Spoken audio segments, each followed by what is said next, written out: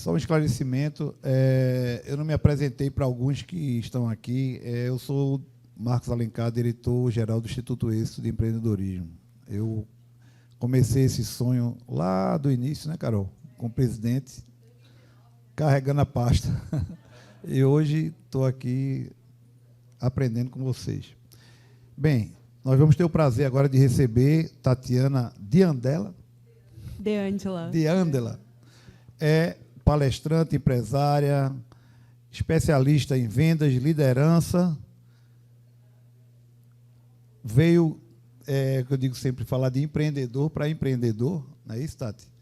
E a gente espera que vocês, mais uma vez, tenham aí uma apresentação de excelente qualidade, porque de manhã o nível foi altíssimo, mas eu tenho certeza que agora vai subir mais ainda. Tá? Muito Seja bom, obrigada. Boa tarde. Quero começar contando para vocês sobre uma história que muito me inspira, que é a história do Eric. A gente vai colocar um vídeo aqui na tela para vocês, e essa história é a história de um homem. Alguém aqui já ouviu falar sobre o Eric? Levanta a mão. Um cego que tinha um grande sonho, chegar no topo do Monte Everest. Vou compartilhar com vocês um pouquinho da trajetória dele, mas o grande fato é que quando ele falou assim, nossa, eu quero chegar no topo do Monte Everest. Estou ouvindo várias vozes minhas. Estou ouvindo várias vozes junto com o vídeo. Acho que misturou tudo. Mas quando ele falou que ele tinha esse grande sonho, o grande detalhe foi que as pessoas olhavam para ele e falavam, o quê? Você nunca vai conseguir? Como? Vocês sabiam que existe uma estatística que das pessoas comuns, apenas 10% das pessoas conseguem chegar no topo do Monte Everest. Das pessoas comuns, que não tem limitação alguma. Agora, como que uma pessoa cega pode andar em meio ao caos que é ali? O tempo todo tem abismo, né? Tem montanhas, tem geleira, tudo isso. Mas Eric, ele sabia o poder de um sonho. E por que eu começo contando a história de Eric? Porque, deixa eu pegar, te ajudo aqui. E aí, por que eu começo contando a história dele? Porque quando a gente fala sobre comunicação, sobre oratória, a gente tem que lidar com um dos maiores medos da humanidade, que é o medo de falar em público. Quem aqui tem medo de falar em público? Temos alguns, nem todos. Sabe quando que a gente fica sabendo sobre o medo de falar em público? Quando a gente dá oportunidade para as pessoas. Por exemplo, se eu fosse chamar alguém aqui agora e falar, olha, vem aqui contar um pouquinho da sua história. Aí já dá aquele frio na barriga. E dá mesmo, né? E mesmo que a pessoa fala, nossa, eu sei que é uma grande oportunidade, eu sei que é a minha chance de mostrar a minha história, de fechar novos contratos, de fechar novos negócios, eu sei que eu deveria estar ali, olha que vitrine, olha que oportunidade grande está aqui. Mas dentro de nós dá aquelas borboletas no estômago e você fala, meu Deus, será? Será que eu estou pronto? E aí, Eric, na entrevista, ele falou assim, eu não tinha medo de fracassar. Porque fracassar, quem é empresário, quem é empreendedor, já está acostumado a lidar com isso. Para a gente empreender, a gente tem que saber lidar com os fracassos todos os dias. Ele falou, meu medo não era de fracassar. Meu medo era do que as pessoas vão falar se eu fracassar. E por que as pessoas têm tanto medo de vir aqui à frente falar em público?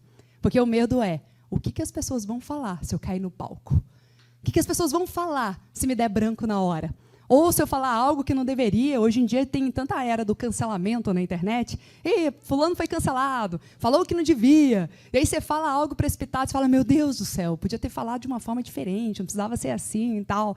Então, esse é o medo, é da exposição e principalmente do julgamento das pessoas a partir disso. E eu quero mostrar para vocês como que a gente pode usar técnicas a nosso favor, técnicas de Steve Jobs, de Barack Obama, de grandes oradores da história, para que vocês não só tenham uma comunicação memorável, para que vocês não só se comuniquem de uma forma que todos queiram ouvir, mas principalmente para que vocês ganhem cada vez mais confiança e segurança para lidar com tudo isso. E para a gente falar sobre isso, como que vocês podem fazer a sua comunicação enriquecer vocês, eu pergunto, quantos de vocês querem palestrar em grandes palcos? Fala eu. Aí alguns falaram, não, palestrar em grandes palcos, não, Tati, eu até queria te ajudar, queria participar aqui, mas grandes palcos? E aí uma das coisas que eu trago é, grandes palcos não é só aqui ou num grande evento. Grandes palcos é sobre os palcos da vida. É sobre uma live, é sobre um vídeo, é sobre uma reunião de trabalho, é sobre qualquer chance que você tiver de falar com outras pessoas. E eu pergunto mais, quantos de vocês quer inspirar muitas outras pessoas? Fala eu. E quantos de vocês querem multiplicar em 10 vezes mais os seus ganhos financeiros? Fala eu. Então, para vocês multiplicarem os ganhos financeiros, a gente vai falar sobre o poder da comunicação. E aí muitas pessoas falam, Tati, mas multiplicar em 10 vezes mais, você foi ousada, né? Será que consegue tudo isso? Então, deixa eu te mostrar o que está por trás de grandes marcas. Como grandes marcas conseguem fazer com que cada profissional seja reconhecido, requisitado e muito bem remunerado. Esse aqui é meu objetivo com vocês, viu? Torná-los profissionais 3Rs. O que é um profissional 3Rs?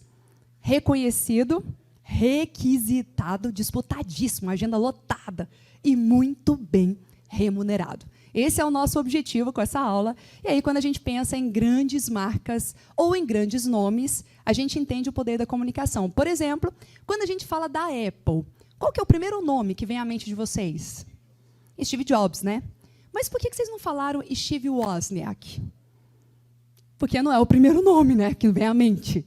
Mas vocês sabiam que o Steve Wozniak, ele é cofundador da Apple? Ele está desde o início junto com o Steve Jobs.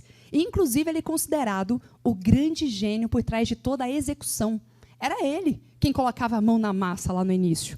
É ele quem fez tudo acontecer. E Steve Jobs tinha ideias, mas Steve Jobs nem sabia programar. E eu sou uma pessoa fissurada em estudar muito sobre Steve Jobs. Quando eu comecei a estudar e mergulhar a fundo na área de Steve Jobs, em tudo que ele é, né, em tudo que ele foi, o que aconteceu? Eu percebi que ele não é considerado um excelente líder. As pessoas falam, nossa, Deus me livre, um carrasco total. Não tinha liderança. Ele não sabia programar. Como que Steve Jobs estava por trás de uma empresa na área de tecnologia e fez essa empresa se tornar uma das mais valiosas do mundo sem saber programar? Simples. Você não precisa saber tudo. Nós sabemos disso. Nós, como empresários, a gente não precisa saber tudo. Mas a gente precisa ter acesso a pessoas que sabem fazer aquilo que a gente não sabe. Só que aí tem um detalhe. Como que eu convenço essas pessoas a virem trabalhar comigo? Esse é um desafio, hein? Vocês sabem a história do Steve Jobs com o CEO da Apple, né? Quando ele foi fazer o convite, o CEO da Apple estava famoso, estava no auge da carreira dele. Estava conseguindo, o CEO da Apple não, o CEO da Pepsi. O CEO da Pepsi estava conseguindo assim, ser notável. E aí, Steve Jobs, sempre muito visionário, vou fazer uma proposta para ele se tornar o CEO da Apple. Aí o pessoal falou, você acha? A Apple está começando agora. A Pepsi já está consolidada, já está tudo certo, não tem porquê ele sair e vir para cá. Aí, Steve Jobs, em poucas palavras, de uma maneira extremamente assertiva, com uma comunicação memorável, chegou para o CEO da Pepsi e falou assim, me diz uma coisa, você quer vender água com açúcar a vida inteira ou você quer vir mudar o mundo aqui comigo? E aí, o que vocês acham que ele fez? É claro que ele quis mudar o mundo. Agora, pensando na parte da comunicação, como é que são menos pessoas para a gente fazer um bate-papo mesmo, o que vocês sentem que teve nessa pergunta, nessa fala de Steve Jobs, que fez com que o CEO da Pepsi não pensasse duas vezes antes de aceitar a proposta? Teve um pouco de rapport. O que mais? Teve propósito. Pessoas, principalmente quando é profissionais fora da curva, eles têm propósito. Eles não são movidos só pelo dinheiro. Tem que ter algo a mais. Só que tem um detalhe. Duas coisas importantes de uma comunicação. Perguntas. A gente tem a força de chegar já querendo explicar muito. E isso é uma das falhas, um dos erros brutais de muitos empresários e empreendedores. Ser prolixo demais. Eu quero explicar, explicar, explicar, tentando convencer. Não, ele fez uma pergunta que gastou o quê? 3 segundos? Em 3 segundos, com uma pergunta, ele conseguiu fazer a pessoa refletir do outro lado e sentir desejo. Isso é persuasão. Isso é o poder das vendas. E com uma pergunta objetiva, o que ele fez na mesma pergunta? Desmereceu o trabalho do outro. Você quer vender água com açúcar a vida inteira ou você quer vir mudar o mundo aqui comigo? Só que tem um detalhe importante que a gente vai trabalhar aqui com vocês, que é o seguinte. A força com que eu falo cada palavra, que é a parte da comunicação. Se ele falasse meio que sem dicção, você fala, você quer vender água com açúcar a vida inteira ou você quer mudar o mundo aqui comigo? Vocês acham que ia ser convincente? Não. e a força com que se fala. Muitas vezes eu treino muitos palestrantes, né? E eu falo, tem palestrante que tem um baita resultado, tem um baita histórico. Só que ele não consegue passar isso por meio da voz. Ele chega e fala assim, eu participo de alguns grupos de mastermind, e aí cada um compartilha os cases de sucesso, os resultados que tiveram. Aí chega um aqui, a gente vai falar sobre isso também. Ele chega e fala assim, ó, nossa, hoje eu quero apresentar para vocês o que eu fiz para faturar 100 milhões neste ano, e são muitas coisas, são muitas atividades, mas eu quero compartilhar tudo isso com vocês. Tal. Passou, 100 milhões. Aí chega o outro, mais empolgado, com uma excelente oratória, excelente comunicação, tipo Steve Jobs. E ele chega e fala assim, hoje eu quero compartilhar com vocês 3 estratégias, detalhe, 3, já enumera, fica mais didático. 3 estratégias poderosas que me fizeram faturar este ano 10 milhões. Você olha, o que você acha? Parece que 10 milhões não é muito maior do que 100 milhões? Só pela forma que a pessoa falou. Então, aí você pensa, Tati, mas o número, o resultado é o que importa no final. Será? Esses dias, Jean Guier me chamou para ser jurada de uma galera que ia apresentar uma proposta. Ou seja, Jean Guier ia colocar dinheiro, ia investir em algumas empresas, e aí as pessoas só tinham que apresentar as ideias aqui e ele ia investir. Eu era jurada analisando a parte de comunicação e oratória. E aí eu vi, tinha uma pessoa que não tinha nada ainda da empresa consolidada, ela só tinha uma ideia. Só uma ideia. Mas ela falou tão bem essa ideia, que na hora o Jean Guier falou assim, vou investir 100 mil. Aí passou, veio o outro. O outro, gente, ele tinha uma empresa consolidada, com EBITDA. Ele apresentou o EBITDA, era interessante, tinha números, tinha resultado, tinha tudo. Só que não tinha comunicação, não tinha oratória. Sabe aquela pessoa sem brilho, sem paixão, falando ali algo, ai, eu estou aqui, obrigado, que bosta estar aqui. E ele falando assim, na hora que terminou, o Jean Guier, legal. Eu olhei assim para o Jean Guier e falei, com aquele EBITDA, você não vai investir 100 mil reais? Ele falou, não sei se eu vi muito futuro nisso. Porque não tem paixão, se a pessoa não tem brilho nos olhos, você não consegue enxergar futuro naquilo. Então, entra muito esse ponto. O quanto que a gente tem comunicado. Hoje, o que define o sucesso da Apple, de ser uma das empresas mais valiosas do mundo, é Steve Jobs, mas principalmente a comunicação dele. Se você pega um livro, quem gosta de ler aqui? Então, já anota um livro aí. Faça como Steve Jobs. Nesse livro, Faça como Steve Jobs, revela todos os segredos dele, em termos de comunicação, em termos de oratória, o que ele fez para fechar grandes contratos, o que ele fez para atrair grandes oportunidades para o negócio dele. E aí você vê, se ele não era um excelente líder, se ele não sabia programar, o que fez com que ele ficasse tão famoso? Sem sombra de dúvidas, a comunicação de Steve Jobs. E se vocês aplicarem isso no dia a dia de vocês, vocês vão conseguir colher muitos frutos também. Quando a gente pensa no surgimento do carro, qual que é o primeiro nome que vem à mente de vocês? Henry Ford? Mas vocês sabiam que Henry Ford ele não é responsável pelo surgimento do carro? O carro já existia há anos, lá na Alemanha, por esses outros 2 nomes aqui. Henry Ford é responsável pela popularização dos carros. Por conta do quê? Da comunicação dele. Não adianta um produto maravilhoso existir se você não conseguir levar isso para o mundo. Quantas pessoas incríveis, de um conhecimento fora da curva, não conseguem vender, não conseguem escalar, simplesmente porque não conseguem se comunicar de forma incrível. Então, uma das coisas que eu aprendi é que não adianta você ser muito bom naquilo que você faz, se você não mostrar isso para o mundo. E quando a gente pensa em lâmpada, no surgimento da lâmpada, o primeiro nome que vem à nossa mente é Thomas Edison. E sim, ele foi responsável por isso. Mas Nikola Tesla, que trabalhou junto com ele, que foi responsável por uma das grandes invenções que a gente já teve, que é a corrente alternada, certa vez ele falou o quanto que ele se sentia injustiçado, porque todas as invenções dele, ele não recebia mérito, não recebia crédito por isso, porque havia falha na comunicação. Eu não sei se vocês já sentiram isso. Você fala assim, eu participei numa reunião, dei uma ideia, ninguém nem deu ouvidos. Vem outra pessoa, fala a mesma coisa que você, e todo mundo da reunião fala, uau, que ideia brilhante, bora aplicar isso. Por que a gente não fez isso antes? E você fala, não é possível, gente.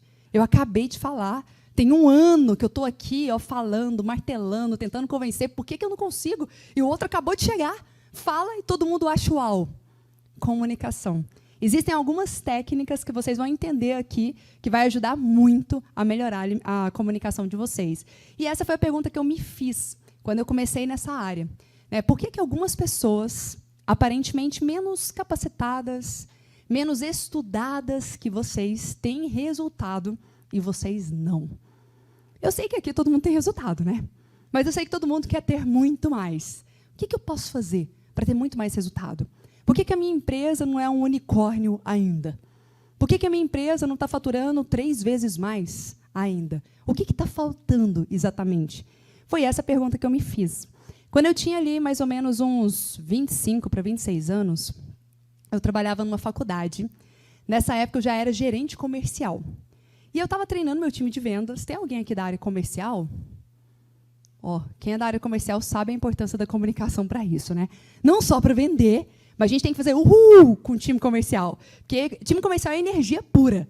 E eu tinha que treinar eles todos os dias, para eles conseguirem bater recordes. E aí eu comecei a treinar meu time comercial, estava lá quebrando objeções, tal, até que eu terminei o meu treinamento, olho para o lado, o dono da faculdade estava assim me assistindo. E, gente, eu era uma pessoa muito tímida. Muito. Tipo, a ponto de ter dificuldade de responder chamada na escola. O professor falava, Tati De Angela. E eu ficava pensando, será que é mais descolado eu falar, estou aqui, professor? Será que é descolado eu falar, eu, presente? E aí eu ficava escolhendo qual que era mais bonito e não saía na hora. Ficava aqui. Aí eu não respondia os meus colegas, está aqui, professor, está aqui. E aí, assim, eu não recebia falta, porque senão era para eu receber falta na escola. Um momento assim, de marco da minha timidez foi na faculdade. Eu cheguei na faculdade, bicho do mato ainda, anônima total. Ninguém sabia quem era Tati De Angela nessa época. E lá na faculdade, os professores falaram de um concurso que a gente tinha que participar para ganhar um prêmio que valeria como se fosse o Oscar da faculdade. E eu fui com afinco, gente, ralei por aquele prêmio. Na hora que eles falaram, que eles anunciaram, lá no auditório, quem era o ganhador do prêmio, eu fui incapaz de ir lá na frente só para pegar o troféu. Tipo, a parte mais difícil, que era merecer aquele prêmio, eu já tinha feito. Eu não conseguia ir lá no palco pegar o troféu. E eu perdi esse prêmio. Ali, o Flávio Augusto fala muito sobre o ponto de virada, né? Ali foi o meu ponto de virada. Porque foi quando eu me perguntei, até quando? Até quando eu vou perder tantas oportunidades assim na minha vida? Hoje foi um troféu. E amanhã? Amanhã pode ser uma entrevista de emprego, pode ser um grande investidor, pode ser grandes chances, grandes oportunidades na minha vida. Até quando eu vou perder tudo isso? E foi naquele ponto de virada que eu fui buscar ajuda. Aí eu fiz milhares de cursos de oratória, de comunicação, e consegui vencer, consegui superar a ponto de treinar meu time. Mas na hora que eu vi o meu chefe me assistindo, eu tremi as bases.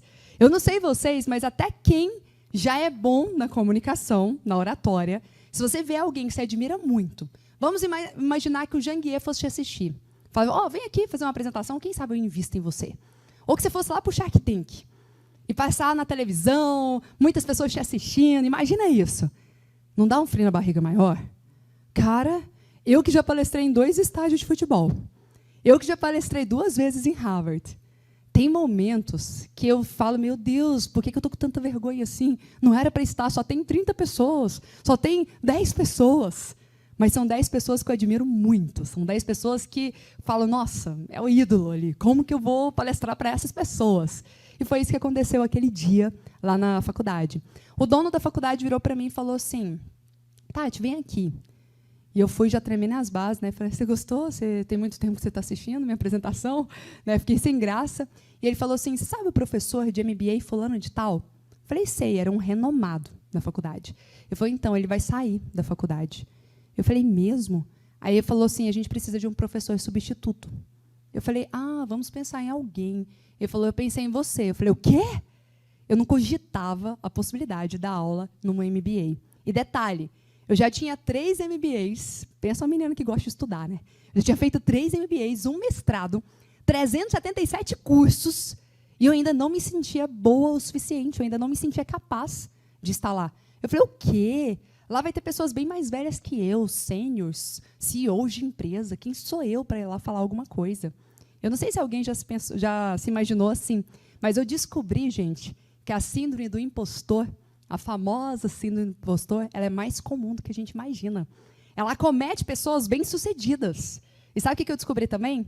que se você tem a síndrome do impostor em alguns momentos da sua vida, é porque você não é um impostor. Anota isso, hein? Guardem isso para vocês. Porque quem é um impostor de verdade, ele não está nem aí se ele vai entregar, se ele vai enganar, se ele vai ser fake. Ele não está nem aí.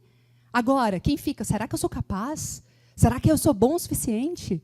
E esse medo, ele gera prudência. E a prudência te faz se preparar muito mais. Que aí você cria um plano A, um plano B, um plano C. Foi mais ou menos o que eu fiz naquela época. Que eu fiquei 1 mês sem dormir, me preparando para a aula, apavorada. E aí eu pensava, se der branco, eu já tenho isso aqui de plano B. Vou colocar isso aqui nos slides, tal. Aí, se acabar o conteúdo, vou pensar numa dinâmica, vou pensar nisso aí. E aí eu fui pensando, plano A, plano B, plano C. Se tudo desse errado, eu tinha cartas na manga para conseguir resolver. E isso me deu uma segurança muito maior. Então, assim, é bom. Quando dá esse frio na barriga, quando você fala, não sei se eu estou pronto, ou se eu estou pronta para lá. Isso é ótimo. Te faz se preparar dobrado para você entregar muito mais. Cheguei, entreguei a minha primeira aula. E, gente, foi incrível. Eu vou mostrar para vocês mais ou menos como acontece em 90% das pessoas, tá? Não é todo mundo, não. Tem gente que é mais à vontade, né? Tem gente que é mais soltinho, assim. Agora, 90% das pessoas, falar em público ou dar palestras, dar aulas, é mais ou menos um kamikaze, assim, uma montanha-russa, sabe? Aquela adrenalina. É assim, antes de subir no palco, você fala, pelo amor de Deus, para que eu estou inventando moda, gente? Estava tão confortável ali. Para que... Eu não sei se vocês sabem, o fundador da Amil, ele tinha o maior pavor de falar em público, né? Então, ele falava assim que ele fugia, ele delegava, mandava os CEOs, o presidente para ir, o Edson Bueno. Ele sempre evitava de ir. Esses dias até entrevistei no podcast o sobrinho dele, não é nem o filho, é o sobrinho dele, que hoje é CEO lá, né, e ele comentou num podcast sobre isso também, como que ele fez para controlar todo esse medo. Então, é um medo terrível. Na hora que você chega, por que eu falo que sempre os primeiros minutos são cruciais? Porque quando você chega, é aquele momento que você tem que estar tudo decorado, porque o coração está saindo pela boca, então você não respira muito. Depois, você vai se acostumando, aí você vai ganhando gosto, aí você já não quer sair. Eu não sei se aconteceu com os palestrantes aqui, mas aí o reloginho ali, ó, fica passando a hora, e o palestrante, ó, acabou meu tempo, mas deixa eu continuar mais um pouco, porque ninguém quer ir embora. Que é muito bom. Você vê o que você está gerando de valor para as pessoas, sabe? O pessoal adora. Na hora que você sai do palco, você fala, quando que é o próximo? Quero de novo, quero mais disso. É muito gostoso, é recompensador. E foi isso que aconteceu comigo lá na turma de MBA. Eu estava apavorada, nos primeiros minutos foram fatais, depois eu fiquei muito à vontade e consegui entregar o meu melhor, até porque eu estava preparada. Né? Tem uma frase que é assim, tá com medo, o que a gente faz? Vai com medo mesmo, né? Então, não acredito nisso, não. Eu acredito em, tá com medo? Se prepara antes, e depois vai com medo mesmo.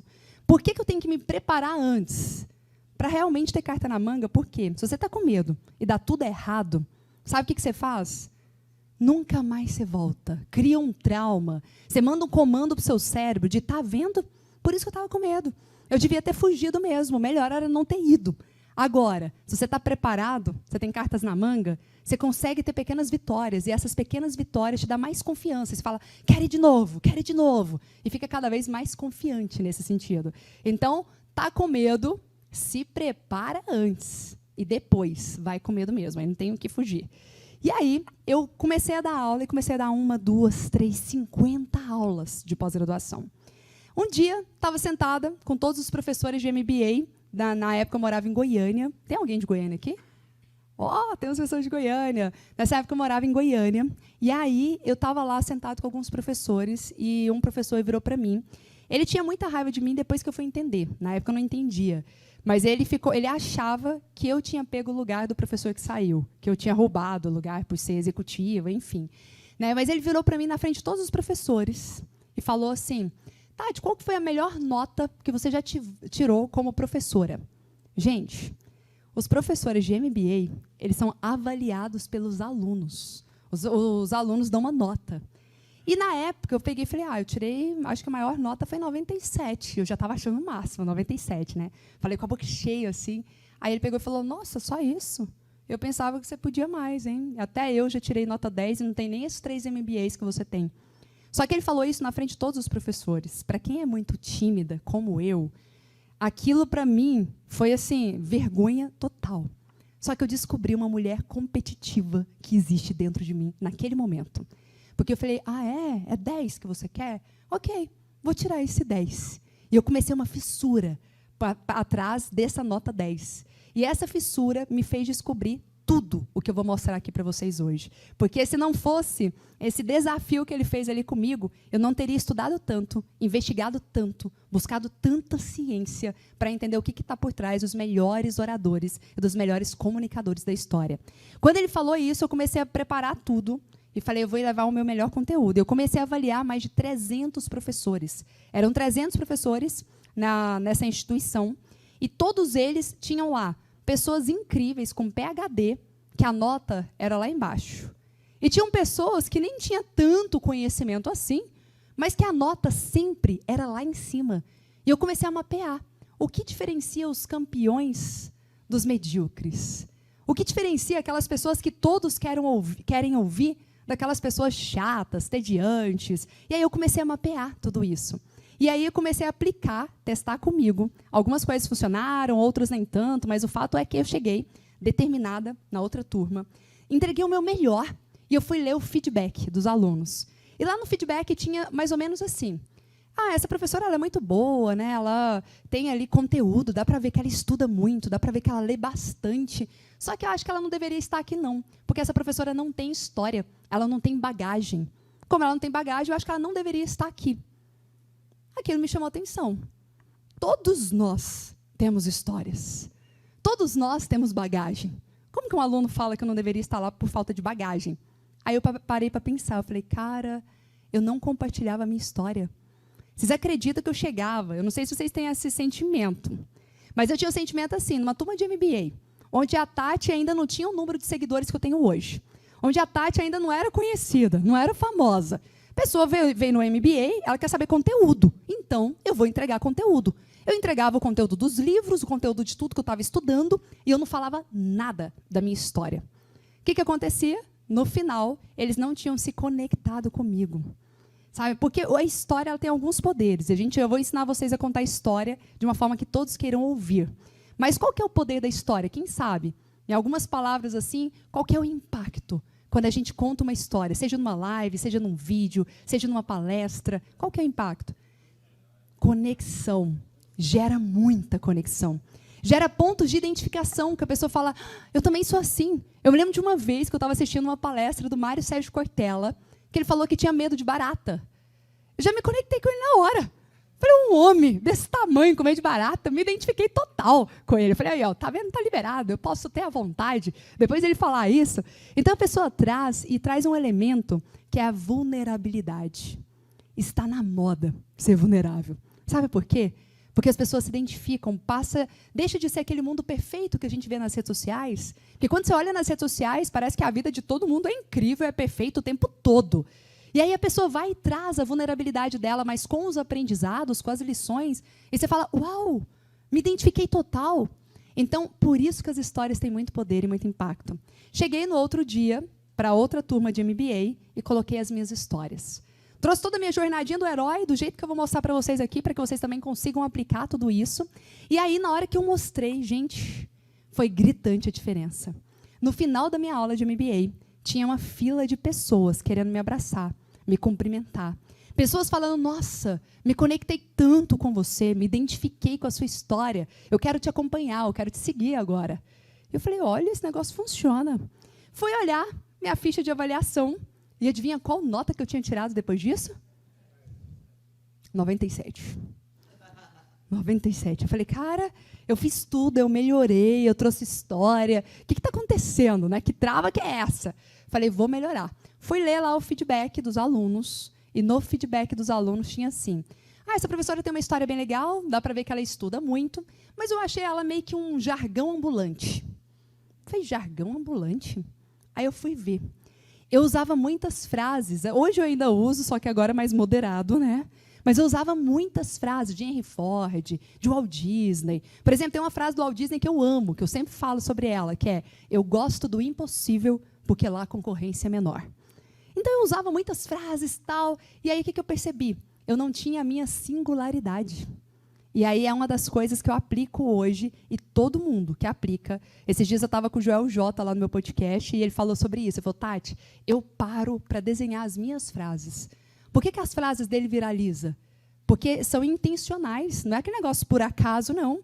São intencionais mesmo. Você para escrever suas próprias frases, frases da sua autoria, frases da sua singularidade, que você vai falar sempre. Você vai repetir toda semana, todos os dias. E com isso as pessoas vão ouvir essa frase, mesmo sem ouvir o seu nome, vai saber que é sua. Ah, não, quem fala isso é fulano de tal. Eu sei quem fala isso. E aí eu comecei a desenhar as minhas próprias frases. Por exemplo, uma frase que eu sempre falo agora é: você nunca será extraordinário em nada antes de ser constante.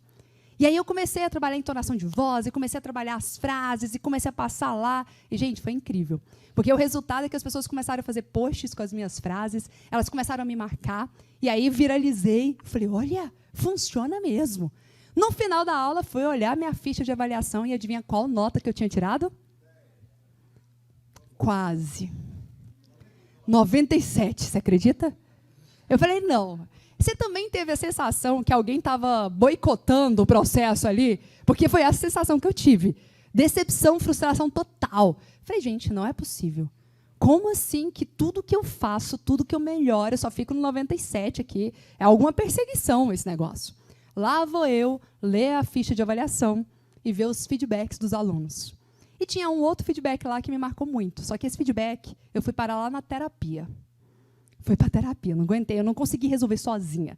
E o feedback é, essa professora é muito legal, ela tem boas histórias, ela tem umas frases diferentes lá, né, ela tem um conhecimento, só que eu acho ela meio forçada, sei lá, acho essa professora fake. Eu falei, como que resolve isso? Não sei, eu não tenho, qual é o plano de ação para resolver essa parte aqui? Fiquei perdida, fui parar na psicóloga. E o que a psicóloga me falou naquele dia mudou a minha vida. O que aquela psicóloga me falou foi o que não me fez desistir. O que ela me falou me fez palestrar 2 vezes na Universidade de Harvard. O que ela me falou me fez escrever 3 livros best-sellers. Vocês querem saber o que ela falou, sim ou não? Ela virou para mim. Só, o que é? Ela falou, sim, muito bom, gostei do entusiasmo. O que ela falou foi o seguinte, Tati, nós estamos aqui nessa sala. Nessa sala, você está me dizendo que 97% da sua sala, daqui, amam o seu conteúdo, te dão nota 10, e você escolheu olhar para os 3% que por algum motivo não gostaram. É isso mesmo que você está me dizendo? É essa decisão que você vai tomar na sua vida, olhar para os 3%, em vez de olhar para os 97% que amam o seu conteúdo? Quantas vezes a gente não faz isso nas redes sociais? Você começa a gerar um conteúdo lá, as pessoas te agradecem, as pessoas te elogiam, você começa a ter uma legião de fãs, de repente vem um hater, um mal amado. Coloca uma coisa nada a ver lá, você vai olhar um pouco, a vida dele é mais fracassado que tudo, e você ainda dá ouvidos para isso. Você ainda fala, você quer saber? Pensando bem, não preciso disso não. Pensando bem, eu não vou fazer mais isso. Eu estou fazendo para ajudar as pessoas não valorizam, você está generalizando. Tem uma galera que valoriza. Tem um ou outro que não valoriza. E você vai desistir de tudo, jogar tudo para o alto, simplesmente por conta de 3%? E a psicóloga continuou. Ela falou assim, Tati, anota isso. Quem quer ser tudo para todos, acaba não sendo nada para ninguém. As mesmas coisas que vai fazer algumas pessoas te amar, é as mesmas coisas que vai fazer outras pessoas te odiarem por isso. E eu parei para reparar esses dias, eu falei, nossa, e não é que é verdade? Uma pessoa chegou para mim e falou assim, nossa, Tati, você ri demais, você está sempre alegre. Eu falei, uai, mas é ruim isso? Para mim era bom, né? A gente está alegre, otimista, de bem com a vida. Mas eu estava incomodando uma pessoa. Talvez alguns me amem por isso, mas outros vão me odiar pelo mesmo motivo. Quem me acompanha sabe que eu tenho muito...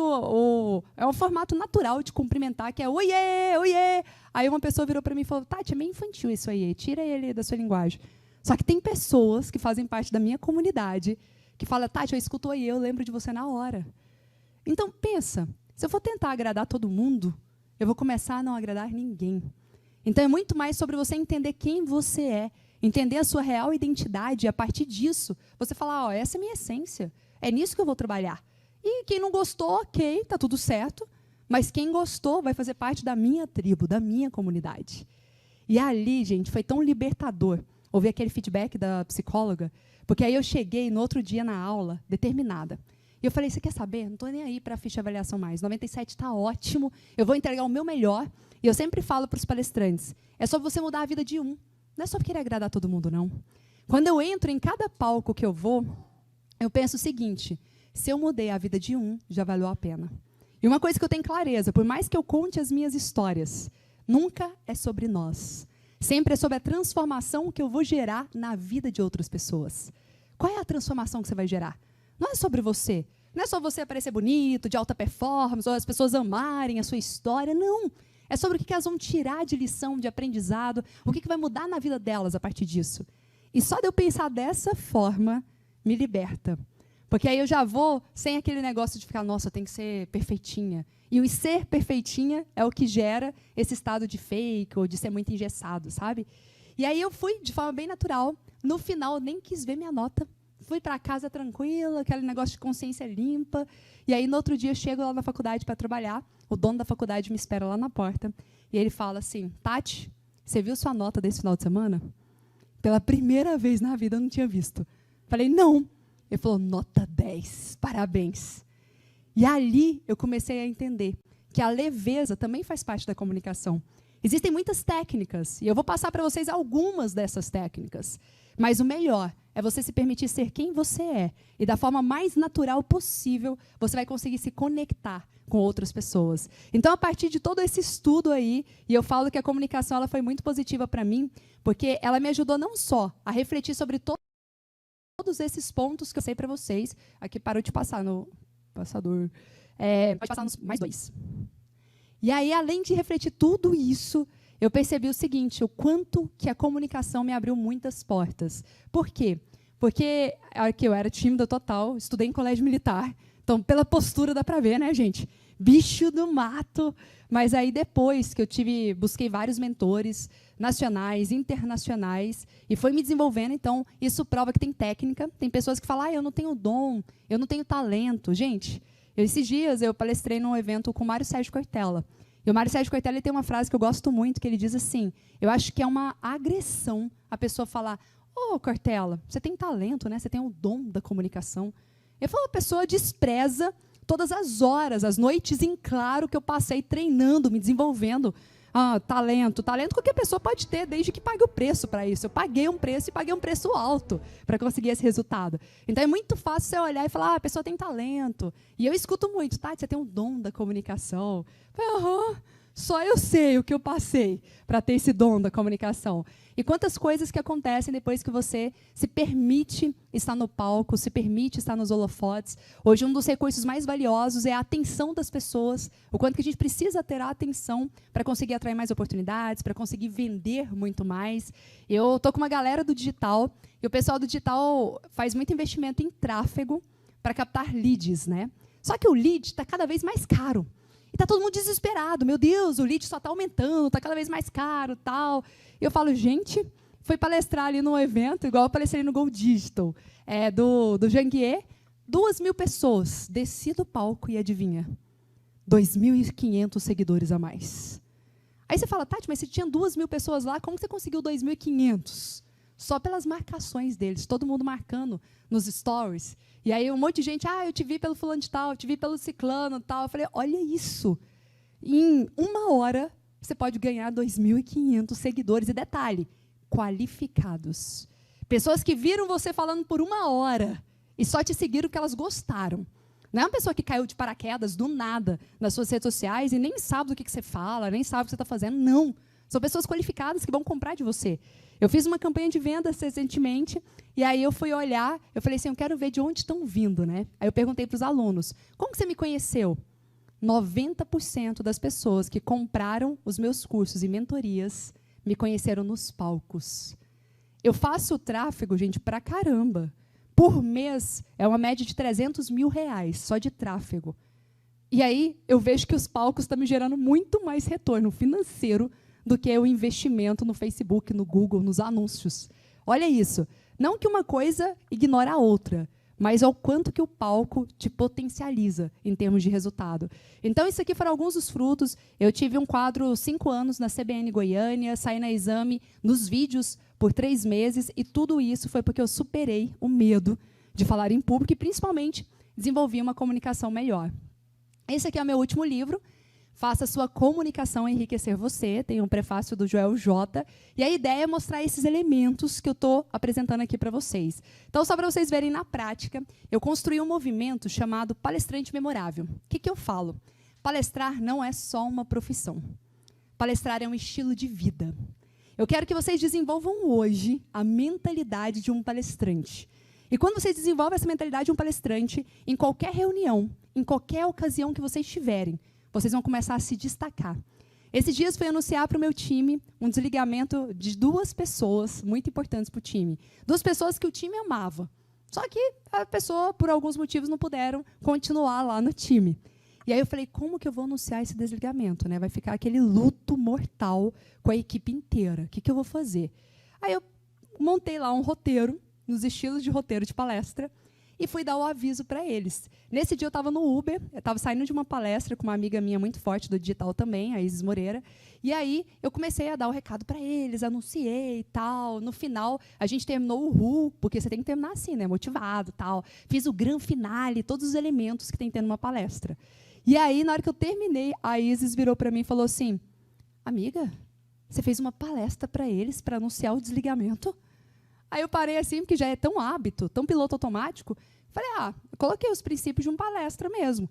Ela falou assim, nossa, o pessoal saiu com gás, com energia para realizar as coisas, e você dando uma notícia ruim, que era para ser ruim para a empresa. Né? Então, isso aqui mostra como que no dia a dia a gente pode ter muito mais resultado. Só que aí, o que é por que eu falo de palestrante? Né? Existe uma diferença entre palestrar e fazer apresentações. Por exemplo, apresentações a gente tem apresentação de relatório, apresentação de TCC, de monografia. Quem aqui pagaria para assistir uma apresentação de monografia? Pagaria? Você fala, nossa, não quero não. Você paga, né? Quem é mais acadêmico fala, ali pode ter alguma ciência e tal. Mas, em geral, eu falo assim, em geral, quem que quer assistir? Você chama a família, ninguém quer ir. Por quê? Porque é chato. É tediante. Tem conteúdo? Tem. Oh, meu Deus. Tem conteúdo? Tem. Mas é um negócio que você tem que forçar muito para prestar atenção. E isso não consegue falar com as grandes massas. Não consegue falar com o público. Tati, mas eu não quero falar com o público em geral. Ok, mas se você quer escalar o seu negócio, você quer ganhar mais grana, você vai ter que falar com um público mais aberto. Porque, eu quero falar só com um público de médicos, uma linguagem mais técnica ali. Legal, vai ficar restrito. Quer ir para as redes sociais? Quer viralizar? Tem que ser uma linguagem que consiga falar com mais pessoas. Eu tive a oportunidade de fazer um projeto com Augusto Cury. E aí, o Augusto Cury, um dos livros mais vendidos do Brasil, né? E a gente estava perguntando, qual que é o segredo? O que você faz para vender tantos livros? Augusto Cury falou assim, eu dou para uma criança de 7 anos ler. Se uma criança de 7 anos ler o livro e gostar e entender, está pronto para ser lançado. Se eles não entenderem, se eles não gostarem, eu vou reformular até estar pronto para ser lançado. Converso com várias pessoas que não têm o hábito de ler. Quando eles leem, falam assim, eu só li um livro na minha vida, foi do Augusto Cury. Olha isso. Porque é fácil de compreender, é uma linguagem que consegue falar com todo mundo e consegue inspirar. Então, será que a minha comunicação tem sido uma comunicação que inspira e, principalmente, que gera desejo nas pessoas de fazer? E é isso que eu trago. Vamos tirar a apresentação de relatório, que é chata, e vamos virar uma palestra. Como assim virar uma palestra? É você pegar um conteúdo top, porque tem pessoas que também desvirtuam. Acha que palestra não tem que ter conteúdo. Óbvio que tem que ter conteúdo. Só que você vai pegar um conteúdo top, tipo o Ricardo Amorim, tipo um conteúdo de ciência, de pesquisa. Ricardo Amorim faz isso. Ele fala de um assunto chato, mas com ironia, com um toque de humor, com uma entonação de voz, com um gesticular pela sala. E você olha e você fala, nossa, é técnico, mas é gostoso de ouvir. É técnico, mas você não precisa forçar para prestar atenção. Você consegue prestar atenção naturalmente. Sabe? E tem gente que você vai assistir, você fala, o assunto está interessante, eu tenho que prestar atenção, mas não consigo, parece que é mais forte que eu. Quem tem déficit de atenção, então, fala, meu Deus, quando eu vejo, eu estou voando. Não consigo manter focado nessa pessoa. Por quê? está faltando a gente embalar esse conteúdo de uma forma mais inspiradora, de uma forma mais envolvente. Por isso que eu falo que uma palestra é como um espetáculo do Cirque du Soleil. É como um show do Coldplay. Vocês viram quando o show do Coldplay veio ao Brasil? Todo mundo só falando, quem gosta, independente de você gostar do tipo de música ou não, independente de você gostar, achar que tem qualidade ou não, todo mundo falava da experiência que era gerado. Como que você pode gerar mais experiência e tornar mais atrativo um conteúdo que era para ser chato, que era para ser maçante? E aí tem alguns elementos chaves que eu trago aqui, que é o tripé de um palestrante memorável. E esse tripé, ele envolve 3 áreas: paixão, singularidade e estratégias. Todo profissional fora da curva, ele tem esses 3 elementos: paixão, singularidade e estratégias. Paixão a gente não precisa nem falar muito, né? Paixão é sobre brilho nos olhos. Paixão é sobre entusiasmo, é sobre a energia. Se eu chegasse aqui para vocês, ainda mais após o almoço, tá? Eu poderia trazer um conteúdo profundo, científico, tal. E aí eu falo assim, então, gente, hoje nós vamos falar de um assunto muito importante aqui, e esse assunto eu tenho certeza que vai ajudar vocês na comunicação de vocês, porque eu já vi ajudando muitas pessoas, inclusive vocês sabem, né, que Steve Jobs, Barack Obama, muitas pessoas já tiveram um pouco sobre isso. Como que seria? É o mesmo conteúdo, só que a maneira como eu passo muda tudo. Então, ele entra a parte da entonação de voz, ele entra a parte da paixão, das expressões faciais, da expressão do corpo, do quanto que eu acredito nessa verdade, o quanto que meus olhos brilham em poder falar sobre isso. E aí eu trouxe aqui o Anthony Robbins, porque ele é um ícone da paixão, e eu falo isso porque hoje você vê vários treinamentos muito similares ao dele, até porque se inspiraram nele, modelaram ele para fazer os treinamentos. Só que é engraçado que eu que já estudei PNL, coach, já estudei essas coisas todas. Esses dias eu estava falando para o meu marido, para o Cadu, falei assim, Cadu, quero ir para o Anthony Robbins esse ano. Você já não foi? Fui, mas quero ir de novo. Ué, mas você não sabe o conteúdo dele? Sei, mas eu quero ir pela energia dele. Eu não sei se ele vai se aposentar depois, se ele vai estar vivo. Eu quero ter essa energia, eu quero poder estar perto dessa energia. Tem pessoas que vão comprar de você, não é nem pelo seu conteúdo mais. Porque o conteúdo está quase virando commodity. Conteúdo, agora os robôs, a inteligência artificial, vai trazer um conteúdo muito superior ao seu. Então, o conteúdo já é o obrigatório, é o mínimo necessário, é o conteúdo. Agora, qual é a maneira que você vai passar esse conteúdo?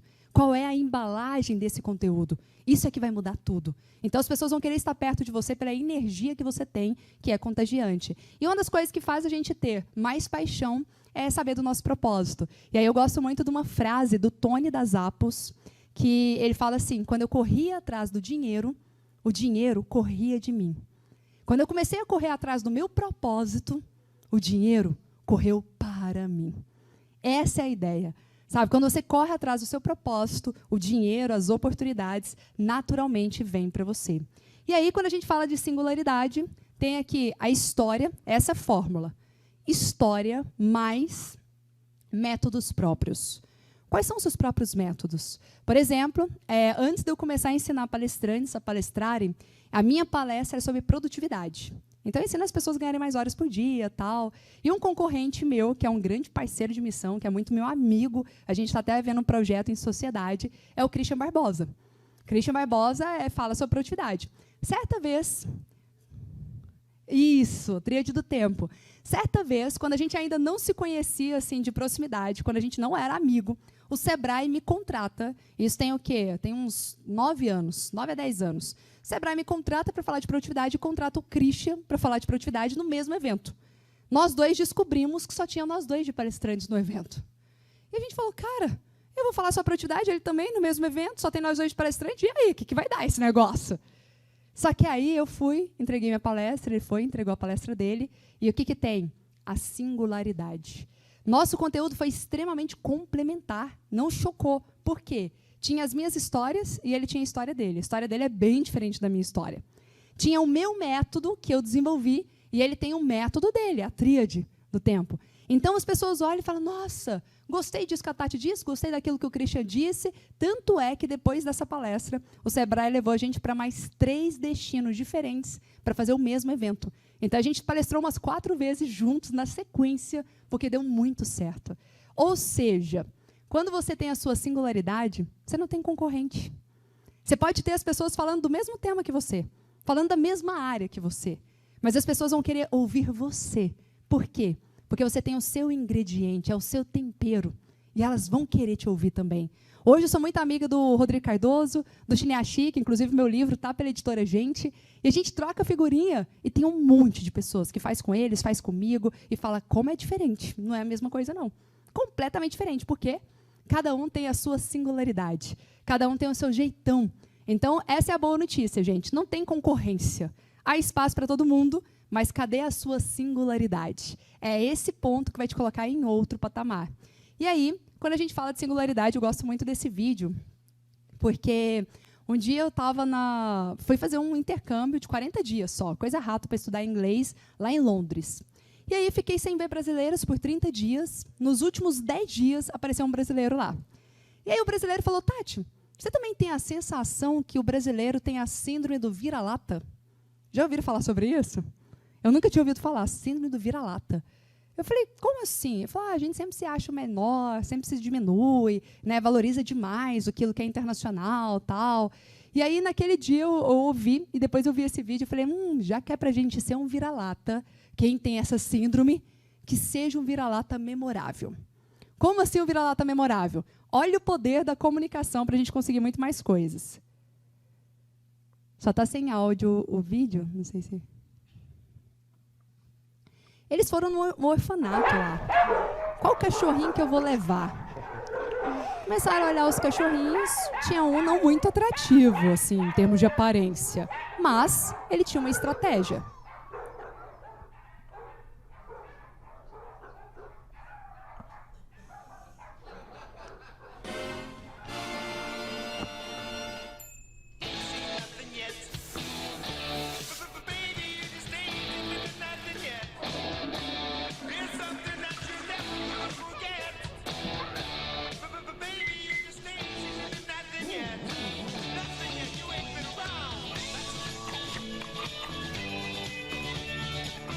E olha o fechamento da venda, hein? Malinha do lado, vamos? Estou pronto. Dá até uma piscadinha, né? Autoconfiança. Então você começa a perceber, você fala, olha, talvez eu não seja o mais bonito aqui, aparentemente, mas eu tenho uma estratégia e vou comunicar isso ao mundo. E olha como que ele é vendedor. Ele começou a mapear o que as pessoas querem. Querem isso. Então deixa eu fazer um vídeo institucional e mostrar que eu entrego tudo o que elas querem. E aí ele trouxe a singularidade aqui. E a gente falou que tem tanto o seu método quanto as suas histórias. Por que contar história é tão importante? Porque as pessoas se conectam com elas. Então, bora ver como contar uma história de uma forma que todos queiram ouvir. Em 5 passos. Existem várias estruturas hoje, vários formatos para isso. Tem aquela jornada do herói, só que a jornada do herói tem 18 itens, 23 itens. Então, ela é mais complexa. Você custa lembrar de tudo que você tem que falar. Então, esse aqui fica muito fácil, porque são 5 passos. Primeiro, quando foi, onde foi, o que aconteceu, e aí você vem com a conclusão final e um convite para ação. 5 passos.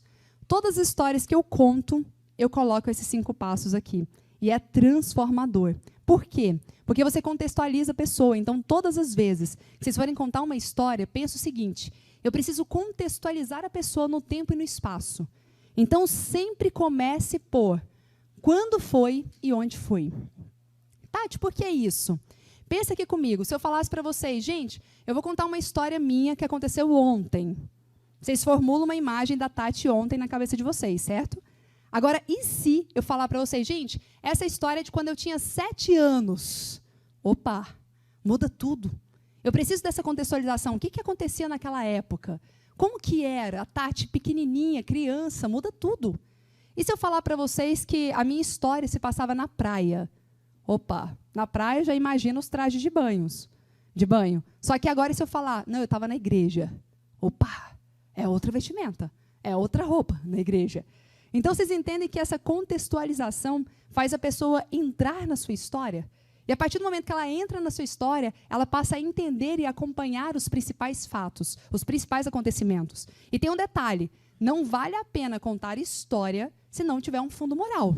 Tem que ter um fundo moral, tem que ter uma conclusão, uma lição para a pessoa tirar sobre isso. Porque lembra que nunca é sobre nós, mas sempre é sobre a transformação que eu gero na vida de outras pessoas. Então, com base nisso, tem uma história minha que eu sempre conto. Alguém aqui já me acompanhava antes? Só para eu saber. Já me conhecia? Temos umas 5 pessoas. Eu achando que já estava, né? Nossa, consegui atingir todos os empresários. Não, tá vendo? Você pode contar suas histórias sempre. Então, das pessoas que já me conhecia, quem já conhecia a história do meu primo Murilo? Umas 4 pessoas. E aí, por que as pessoas falam o seguinte, que eu defendo muito? Eu falo uma palestra, ela só fica memorável quando você conta a mesma palestra várias vezes. Só que as pessoas ficam assim, eu não posso repetir a mesma palestra. Vai ficar ruim se eu repetir. Se a palestra for incrível, se ela for memorável, gente, repita sem dó. Porque se ela é maravilhosa, as pessoas vão querer ver pela segunda ou pela terceira vez. E sempre vai ter alguém que não viu. É muita mentalidade de escassez. Você achar que você fez uma única vez e já conseguiu atingir toda a população brasileira ou a população do mundo inteiro. Não, sempre tem alguém para alcançar. Esses dias as pessoas estavam falando, eu fui assistir uma palestra do Leandro Carnal, é a mesma palestra. Eu falei, óbvio. E ele ganha 70 e poucos mil por palestra. Se você for ver todos os palestrantes profissionais, quem ganha acima de 15 mil reais por hora de palestra, todos os profissionais, eles têm a agenda lotada para falar sempre da mesma palestra. E detalhe, eu já contei essa história minha com meu primo Murilo. A ideia é não contar aqui, porque eu acho que meu tempo já acabou. Né? Mas não vou contar a história do meu primo Murilo aqui, mas eu uso aqueles 5 passos. Agora, só para vocês saberem, eu já contei essa história mais de 1000 vezes. Tem gente que ainda não conhece essa história. E todos que conhecem adoram ouvir uma segunda, terceira vez. Por quê? Porque ele tem um fundo moral. E essa história me ajuda a colocar uma técnica na minha palestra, que é o callback, que é uma técnica de humor, onde o tempo todo eu vou trazendo partes do Murilo na minha história, e as pessoas começam a achar engraçado, porque é uma história de vilão, é uma história bem legal, assim. Quem não conhece e ficou curioso, depois me chama no direct, que eu conto para vocês lá no Instagram. Né? Manda o vídeo de eu contando essa história lá, só para a gente poder otimizar aí o tempo. E, por último, nós falamos sobre paixão, falamos sobre singularidade, e singularidade você tem que contar suas histórias e ter os seus próprios métodos, e estratégias. Estratégias são várias, mas eu quero trazer uma específica aqui de Barack Obama, que fez muito sentido para mim, que é o seguinte, vocês sabiam, tudo é questão de técnica. Por exemplo, a pessoa fala, Tati, se eu cair no palco, tem técnica. Tati, se eu estiver falando aqui e me der vontade de ir ao banheiro, tem técnica para isso. Tati, se um aluno fizer uma pergunta que eu não sei responder, tem técnica para isso. Como assim tem técnica? Existem várias, tá? Várias possibilidades. Mas, por exemplo, se um aluno te faz uma pergunta que você não sabe responder, uma das estratégias que você pode fazer é, nossa, é incrível a sua pergunta, porque nem todo mundo parou para pensar sobre isso.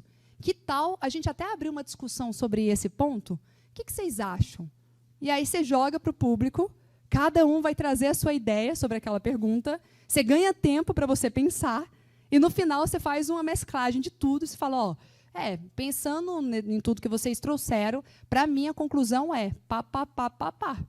Você não ficou lá, nossa, gente, eu não sei, realmente eu nunca parei para pensar sobre isso, eu não sei. Não, fala, gente, que ideia, que pergunta boa. Vamos pensar aqui comigo, quem tem uma ideia nesse sentido?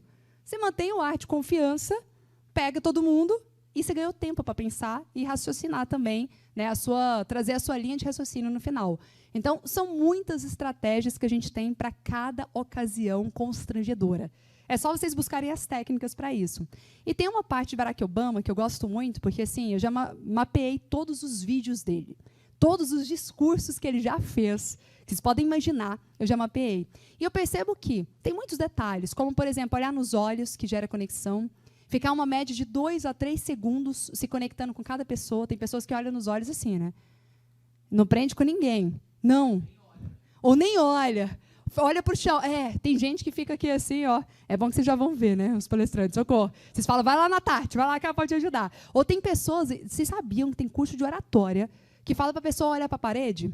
Não, se você estiver muito constrangido, se você estiver com muita vergonha, olha para a parede. Agora, vocês imaginam, como alunos, eu falando para vocês o tempo todo aqui, olhando para a parede. Quão incrível vai ser 1 hora, Tati falando aqui sem parar, só olhando para a parede. Como que é? Terrível. Então, isso não é técnica. A técnica ela tem que ser boa para criar conexão, para criar engajamento com todo mundo. Então, a gente vai percebendo que Barack Obama, ele utiliza tudo, desde a entonação de voz, desde o sorriso no momento estratégico, desde a conexão do rapport que vocês falaram aqui antes, até a questão de gestos que gerem mais credibilidade. Por exemplo, vocês sabiam que gestos de cima para baixo geram muito mais credibilidade do que qualquer outro tipo de gesto? E aí você fala, Tati, então agora tudo que eu vou falar, gesto de cima para baixo. Não vai funcionar, não. Em alguns momentos. E tem que ter um ritmo adequado de acordo com aquilo que você está passando. Mas se você for observar os vídeos de Barack Obama a partir de agora, você vai ver que em vários momentos ele intercala os gestos, porque o gesto é a moldura daquilo que a gente está falando, mas em vários momentos ele traz. É como se fosse um juiz com martelo dando a sentença. E isso traz de uma forma muito mais incisiva a confiança, a credibilidade que a gente quer. Então, esses detalhes que muitas vezes a gente não percebe, nos ajudam muito na comunicação. E aí, esse aqui é o meu primo Murilo, só faz sentido quando a gente conta a história, como eu não contei, não vai fazer muito sentido para vocês. E aí, o detalhe é, Tati, por que eu tenho que aprender tudo isso e colocar tudo isso em prática? Eu gosto muito dessa frase da Maia, e eu acho que ela define bem todo o movimento que a gente faz, os memoráveis, que diz assim, as pessoas esquecerão o que você disse, esquecerão o que você fez, mas elas nunca esquecerão o que você as fez sentir. Quando a gente toca o coração das pessoas, quando a gente mexe com o sentimento, com a emoção das pessoas, aí sim, nós nos tornamos inesquecíveis na vida delas. Quantas pessoas falam, já cansei de falar, nossa, eu faço tudo por aquela pessoa, e aquela pessoa não valoriza. É porque não é sobre o que você fala, não é sobre o que você faz, é sobre o que você faz as pessoas sentirem. Isso faz completa diferença. E quando eu falo sobre isso, eu sempre lembro de uma tia minha, que ela foi memorável na minha vida. Por isso que eu falo que palestrar não é só sobre estar em grandes palcos, mas é sobre estar nos palcos da vida. Essa tia, eu pude conhecê-la só quando eu tinha, a partir dos meus 15 anos ali. Eu não conhecia essa tia até então, porque ela é irmã do meu pai biológico, e eu não tenho contato com meu pai biológico, eu descobri que ele existia já na adolescência. E essa tia, quando ela ficou sabendo da minha existência, ela foi até mim e falou assim, nossa, eu quero conhecer, ela faz parte da família, eu quero ter contato com ela. E a partir daquela data, eu comecei a ir todas as férias para a casa dela, lá em Brasília. Ela morava em Brasília, ali no Lago Sul, de frente para a ponte JK. E eu lembro que, como é uma tia rica que eu tive, eu lembro que toda vez que eu chegava lá, eu falava, nossa, estou num castelo, né? Estou numa mansão. E nessa época eu fazia aula de violoncelo. Violoncelo é aquele instrumento grandão, assim, parece um violino, sabe? Que você toca com arco. Eu fazia aula de violoncelo e, certa vez, eu resolvi levar meu violoncelo lá para a casa dela para ficar ensaiando nas férias. Eu era péssima no violoncelo, gente. As pessoas falam, por que você não toca mais? Eu falei, porque eu não tinha talento mesmo, eu era muito ruim no violoncelo. Mas eu era esforçadinha. Então, eu ficava lá, tocando, esforçada, fazendo escala. A única música que eu sabia naquela época era Brilha, Brilha, Estrelinha. Era só essa música. Então, eu ficava o dia inteiro tocando essa música, fazendo escala. Mas eu me achava artista. Eu ficava olhando aqui para aquele lago, para aquela ponte, e eu me achava artista naquele momento. Minha tia virou para mim e falou assim, Tati, eu acho justo você conhecer a sua família. Você não conhece seus primos, você não conhece seus outros tios, eu acho justo você conhecer todo mundo. Eu falei, claro, quero conhecer todo mundo. Ela falou, vou fazer uma festa aqui em casa, à noite, e vou chamar todo mundo que quiser te conhecer. Eu falei, maravilha. Chamou a família inteira, estava todo mundo lá. E, gente, é constrangedor, principalmente para quem é tímido. Todo mundo vê você como se fosse um ratinho de laboratório, né? Porque a pessoa fica olhando e fala, nossa, a filha do Luiz já está grande, né? Nossa, como que a gente não sabia da existência dela? E aí você ficava olhando para mim e ficava assim, nossa, ela parece com ele, ó, a testa é igualzinho e tal. E eu via, só que eles não falavam para mim. Eles ficavam falando entre eles e olhando para mim, assim. Aí eu, toda tímida, né? Tem como eu me esconder em algum lugar? Do nada, minha tia vira para mim e fala assim, Tati, pega lá seu violoncelo. Eu falei, eu já estava tímida, eu já estava apavorada, não sabia tocar nada, era péssima para tocar, estava no início. Eu falei, tia, não, quem sou eu para tocar um violoncelo aqui na frente dessa... Não. Ela falou assim, vai lá, a importância da voz de comando. Vai lá, Tati, pega lá seu violoncelo. Eu fui tremendo, né? Tremendo e chorando, as lágrimas correndo assim. Eu falei, meu Deus do céu. Voltei lá para o violoncelo, olhei para ela assim, desesperada. E aí ela pegou e falou assim, a Tati vai tocar uma música aqui pra gente. Aí ela virou para todo mundo e essa hora me marcou. Olha como que não é sobre o que as pessoas falam, não é sobre o que elas fazem, mas sobre o que elas te fazem sentir. Ela virou para todo mundo e falou, Tati, peraí, vocês aqui, todo mundo da família, alguém aqui sabe tocar violoncelo? Aí todo mundo falou que não. Aí ela falou assim, então qualquer coisa que a Tati fizer já é melhor do que vocês. Tati, pode tocar. E isso, naquele momento, me deu uma confiança muito grande, porque eu percebi sobre a importância da gente entrar em movimento, a importância da gente fazer, mesmo sem se sentir totalmente pronto. Mas se você começar a dar o primeiro passo, a prontidão ela vem na sequência. E tudo isso mudou a minha vida e marcou para sempre, né, essa história com a minha tia Doris. Então, eu quero convidar vocês, mesmo sem se sentirem prontos, dar esse primeiro passo em direção à jornada de vocês. E aí, um convite que eu quero fazer para vocês esse aqui é um vídeo que acho que não vai rodar o áudio, mas enfim, né, faço uma mensagem final. Quando vocês tiverem mais passado do que futuro, o que vocês vão querer ter construído para a vida de vocês? Se eu pudesse dar um conselho para toda a sua jornada, eu diria, continue investindo em vocês. Continue fazendo isso que vocês estão fazendo aqui agora, se capacitando, se preparando, porque o segredo é sobre a gente estar em movimento. O segredo é sobre você vencer os seus medos todos os dias. O segredo é sobre você buscar técnicas e estratégias poderosas para conseguir ter mais resultado. Pode baixar só um pouquinho? Para você conseguir ter mais resultado em toda a sua jornada. Isso não sou só eu que estou falando, não. Stephen Covey já falava sobre isso, sobre a importância da gente afiar o instrumento. Peter Drucker falou certa vez que a melhor forma da gente prever o futuro é nós criarmos o futuro que nós queremos para nossas vidas. Quantas vezes a gente fica em busca de previsões? O que se passa com a política? O que se passa com a economia? O que vai ser dos nossos próximos dias? Não importa a previsão, o importa é o que você vai construir. Nós, como empresários, nós sabemos que nós temos o controle, nós temos as rédeas da situação. E por mais que as circunstâncias, elas nos impedam de conseguir ter o resultado que a gente tanto quer, a gente pode criar novas alternativas, novas estratégias para fazer acontecer. Eu gosto muito, certa vez eu tive a oportunidade de fazer um curso nos bastidores da Disney. Aprendi muitas coisas lá, sobre atendimento ao público, sobre qualidade, sobre excelência, sobre atendimento e principalmente atenção aos detalhes. Mas de tudo que eu vi naquele curso dos bastidores da Disney, uma das coisas que mais me marcou foi a história do fundador, a história do Walt Disney. Ele tinha todos os motivos para desistir, ele foi demitido por falta de criatividade. Ele montou um personagem e esse personagem foi roubado. Ele começou a dar certo em vários momentos da vida dele, e aí vinham pessoas e trapaceavam e puxavam o tapete dele, e ele tinha que recomeçar novamente do absoluto zero. Mas mesmo diante de tantos desastres, ele tinha um grande sonho, o sonho de realizar o impossível. E tem uma frase dele que eu trago todos os dias para a minha vida e que eu convido vocês a trazerem para a vida de vocês também, e naquele dia eu decidi triunfar. Eu decidi não mais esperar as oportunidades, mas eu mesmo criá-las. E desde então, eu já não durmo mais para descansar.